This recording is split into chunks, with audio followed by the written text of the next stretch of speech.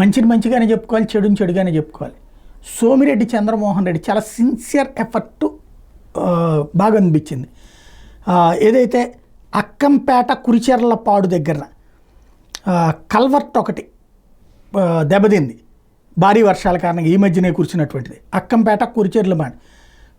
దాంతో ఆ ప్రాంతంలో గ్రామస్తులు విద్యార్థులు తీవ్ర ఇబ్బందులు పడుతున్నారు.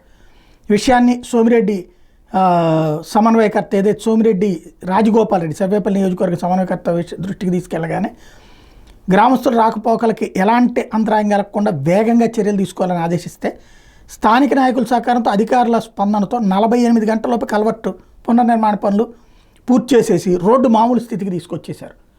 ఒక్కసారిగా షాక్ అనమాట. గతంలో ఇట్లాంటి జరిగిందంటే మళ్ళీ అదంతా కోలుకోవడానికి సెటిరైడ్ కావడానికి నెలలు ఏళ్ళు పట్టేటటువంటి స్టేజ్ నుంచి వెంటనే వేగంగా పనిచేసి చూపించారు.